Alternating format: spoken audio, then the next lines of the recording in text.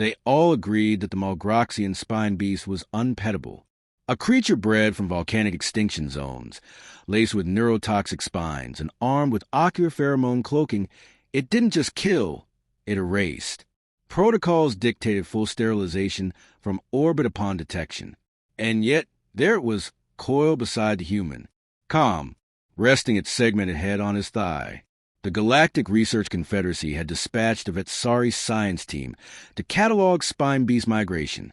The last thing they expected to see on Vezir 9 was a human expedition member scratching the base of a predator's sensory cluster while humming a children's song. The transmission was submitted as evidence. It had no edits, no commentary. It didn't need any. Council members watched the footage in silence. When the clip ended, no one spoke for a long time. Elder Diplomat Jarktel of the Corollary blinked slowly.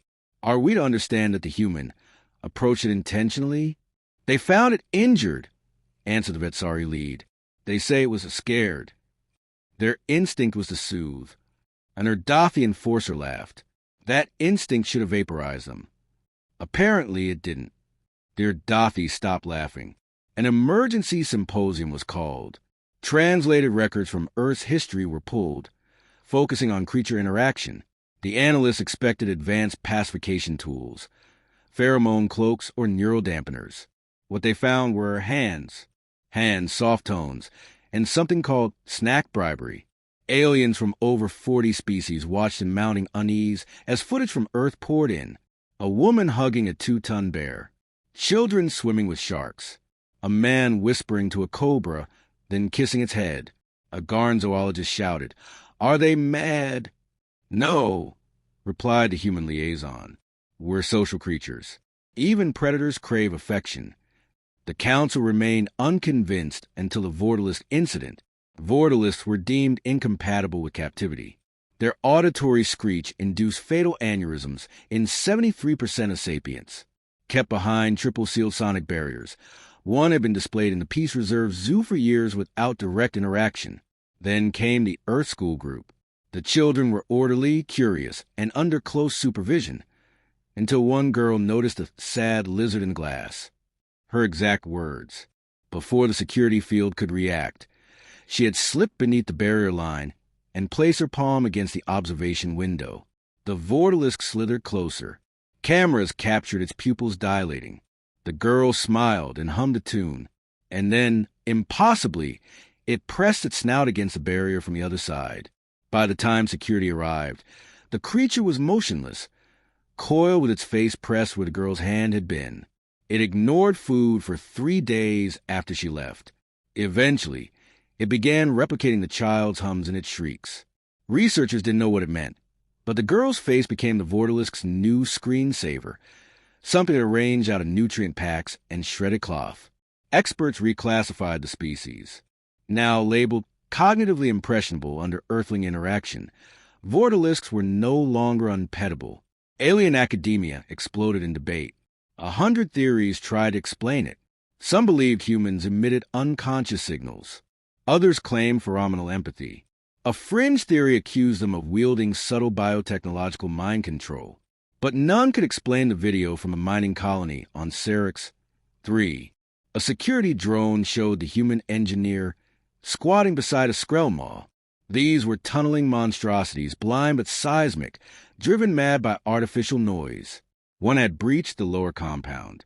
All mining teams evacuated, except the human, who stayed behind to try something.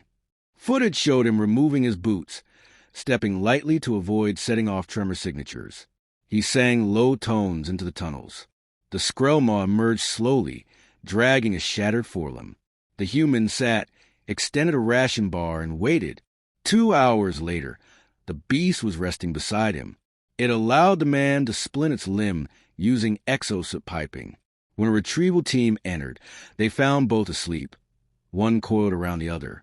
After recovery, the creature followed the engineer around the facility. When reinforcements tried to sedate it, it blocked access to the human's quarters. The mining company eventually granted it non-sapient companion clearance. Galactic labor unions filed complaints. Deathworlders are breaking workplace safety norms, they argued. You're not supposed to bond with invasive tunnel beasts. The humans offered seminars on compassion-based hazard management. They were fully booked within a week. A popular alien broadcast scheduled an emergency interview with a Terran wilderness ranger. The Gorlothi host asked, "Is it true you once hugged a flame-spitting drake?" The human smiled. "Only because it let me." "Why would it?" "Because we listened. They don't want war. They want to be heard." "But you stroked its scales?" "We named it Snickers." The host nearly fainted. Transcript from that interview sparked 12 government probes into human-animal contact zones. Footage from Earth's own Deathworld fauna was released to the Galactic Council. Komodo dragons, moose, great white sharks, creatures that looked like apex predators from nightmares, and all of them were, at some point, petted. The Ivex Coalition held a closed-door emergency session. They had deployed engineered war fauna to destabilize peace on the border planets. These were bioconstructs, creatures with titanium jaws, anti-grav tendons, and hostility genes coded into their chromosomes. They were deployed on Tarkus 4, a world occupied jointly by a Terran expedition force. The beasts landed. Communications went dark. The Ivex feared the worst, until surveillance drones picked up movement. The war beasts had stopped attacking. One was sprawled on its side, while a human corporal scratched the underside of its metal-laced neck. Another was playfully chewing on a boot. A third followed a soldier who tossed at food cubes and said, "Who's a good murder machine?" All operational war beasts were compromised.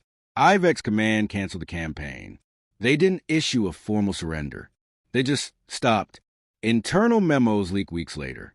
One read, "The humans didn't defeat our assets. They befriended them." The phrase, "don't let them pet it," began circulating through military command chains. The Zenthri Navy even implemented Petting Protocol Gamma, immediate recall of any war beast exposed to Terran presence for over 5 minutes. Zoological organizations across the galaxy began issuing warnings. Human proximity may create irreversible behavioral changes in dangerous life forms. Studies documented shifts in aggression levels, bonding behaviors, and uncharacteristic displays of affection. A Drell ambassador demanded answers. "You don't just tame monsters," he said. "You rewrite them." The Terran ambassador shrugged. "We see the fear, but we also see the loneliness." "Is that your strategy? Love them into surrender?" "Not surrender," the human said quietly. "Safety. For everyone." The Drell left early. His escort creature, a trained attack lizard, had begun favoring the humans in the room. Word of the phenomenon spread far beyond scientific circles. What had started as curiosity quickly became a strategic concern. Military high commands convened to discuss a threat no one had foreseen. Humans turning apex predators into allies, not through force, but through affection. Empires built on fear now faced an enemy that smiled and offered a snack instead of a weapon. The Threx Dominion was the first to treat the phenomenon as warfare. Their ruler, arch-strategist Velkarn, declared a state of xenopsychological emergency. Intelligence agencies were redirected to uncover the secret behind human bonding capabilities. Over 200 field agents were deployed to Terran regions to observe interactions with dangerous wildlife. Most returned confused. A few didn't return at all, choosing instead to remain in human territory, often with a bonded creature by their side. One such report came from Agent Raw, who had infiltrated a remote Earth sector disguised as an anthropologist. His final transmission showed him brushing the mane of an Earth beast classified equine. His voice had changed. His words were soft. "They're not just creatures. They're people with fur and teeth. The humans, they treat them like family." He defected days later. The Threx demanded his return. Earth declined. Soon after, Threx war beasts, engineered bioterrors known as Razorhounds, were deployed along disputed borders. Designed to obey only Dominion implants, they were thought immune to psychological compromise. Then came the outpost report from Station Delta 5, where a human medic was found with a Razorhound curled around her feet, tail thumping at intervals. When Dominion troops tried to recall the unit, it refused to board the drop pod. It followed the medic instead. The incident caused a diplomatic fracture. The threats accused humans of emotional sabotage. Earth's ambassador raised an eyebrow and replied, "We pet a lot of things. You gave us one with ears and a wagging tail. What did you expect?" The council demanded tests, controlled environments, scientific rigor. And so came Project Irontide, a joint experiment involving 11 species, including humans, a set of lethal species, chosen for unpredictability and hostility, were placed in containment zones. Humans were allowed minimal tools. No weapons, no pheromones, just themselves. Over the next 6 months, Irontide's record became the most viewed files in galactic history. One by one, the Untamables failed to live up to their names. The Skrellian Mauler was found letting a human braid its fur. The Void Stalker, known for eating its handlers, shared its food with a Terran botanist. The Zirkel WIRM coiled protectively around a human geologist during a simulated quake. Other species attempted the same interactions. Failures were catastrophic. The Irontide team concluded that something in the human neural-emotional profile allowed them to bypass survival triggers in other life forms. Not manipulation. Resonance. Recognition. The official conclusion was simple. They pet the universe, and it pets back. Across the stars, factions began altering doctrine. Frontier colonies were outfitted with Terran handlers. Prison moons replaced death drones with Earth-trained caretakers. Former predator planets applied for Terran cultural exchange programs, requesting specialists in behavioral harmonization. The humans called them animal whisperers. The rest of the galaxy called them something else, soft conquerors. Not everyone was pleased. The Krylock Syndicate denounced the trend as psychological subjugation. Their official stance was clear. We kill threats. We do not cradle them. But even they couldn't ignore the cost-benefit reports. Human-run biocenters had the lowest casualty rates in the galaxy. Their living war beasts were better behaved than most trained soldiers. Eventually, the Syndicate cracked. They sent a delegation to Earth. They arrived expecting laboratories, research bunkers, and military-grade behavioral control systems. Instead, they found ranches for sanctuaries. Open field with creatures lying in sunbeams while humans scratched their heads and murmured encouragements. One delegate, a hardened tactician with 17 confirmed kills, sat frozen watching a human child put flower crown on the head of a beast with 3 rows of teeth and acidic drool. It purred. The delegate asked, "What happens if it snaps?" The human replied, "Then we'll teach it not to." That simplicity was what unnerved them the most. The Zarn Collective was next to react. Their response was calculated, methodical, and deeply unprepared. Their plan was to kidnap a group of human-animal experts and study their methods under duress. They chose their extraction site carefully, a rehabilitation preserve in Earth's southern continent. The operation failed within 30 minutes. The Zarn ships were torn apart, not by human defenses, but by the creatures they tried to bypass. A flight of birds disabled their tracking arrays. A wolf pack intercepted their landing scouts. One agent was cornered by a large feline that refused to leave until the humans arrived. The animal didn't kill him. It just sat on him. When asked how they trained such behavior, the preserve lead said, "We didn't. They just like us." The Zarn denied everything. But internal memos leaked, notes from interrogations, fragments of dialogue. One Zarn operative had whispered in fear, "The animals aren't their tools. They're their friends. And that's why we can't beat them." Soon, even religious orders began reevaluating their doctrine. The Sarati monks, who once believed humans to be death-made flesh, revised their texts. Their new scripture read, "What cannot be tamed, they soothe. What cannot be reasoned with, they comfort. In every tooth they see a soul." Pilgrimages began. Beasts followed.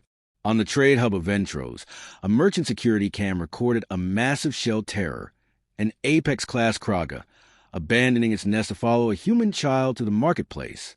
The child fed it fruit and patted its leg. For 6 weeks, the Kraga refused to leave the station. It curled up beside the child's door and lashed out only when anyone raised their voice in the boy's presence. The market adjusted. Prices dropped. Crime ceased. For the first time in 20 years, no violence was reported on Ventros. No one dared to move the Kraga. The humans just smiled. In the far sectors, even the warlords began to notice. Raiding parties reported less success where humans had visited. Predator defenses fell apart when faced with humans carrying food and patience instead of rifles. Entire populations of untouchable monsters were forming bonds, protecting colonies instead of devouring them. A shattered warlord from the Vexi front submitted a final battle report. They didn't fight us. They fed what we bred for war. Now they guard the Terran flag. It wasn't a joke. The humans had started deploying bonded companions to the field. Not weapons, not drones, animals. Creatures once classified as class. 5 threats, each accompanied by a handler. The effect was devastating. Enemy troops hesitated to shoot. Their own war beasts refused to engage. Morale crumbled. One battlefield report told of a Terran scout walking into enemy territory with a beast that looked like a cross between a panther and a thundercloud. It licked its lips. The enemy fled.